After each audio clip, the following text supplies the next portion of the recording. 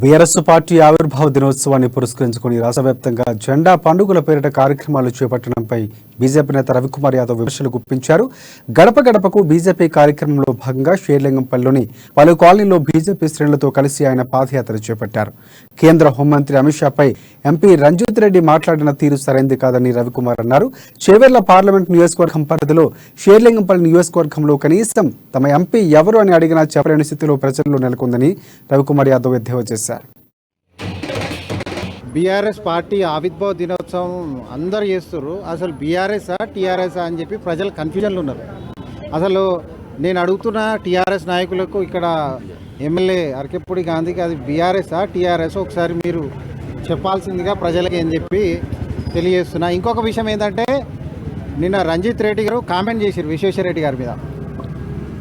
విశ్వేశ్వరరెడ్డి గారు స్థానికంగా వాళ్ళ తాతగారు డిప్యూటీ చీఫ్ మినిస్టర్గా నిజాం రూల్ నుంచి పనిచేస్తూ ఆ ప్రాంతానికి ఎంతో చేశారు. చేవెళ్ళ ప్రాంతంలో ఇవాళ 2014లో ఆయన ఎంపీగా ఎలక్ట్ అయిన తర్వాత నేను చేవెళ్ళ ప్రాంతానికి నేను న్యాయం చేయలేకపోతున్నా, నీళ్లు తీసుకురాలేకపోతున్నా, డబుల్ బెడ్రూమ్ తీసుకురాలేకపోతున్నా, ఇవన్నీ నేను ప్రజలకి నేను కేసీఆర్ కొట్లాడి ఏమి చేయలేకపోతున్నా అని చెప్పి బయటకు వచ్చిండు. ఇవాళ ఒక పారాషూట్ ఎంపీ 2019 కన్నా ముందు ఆయన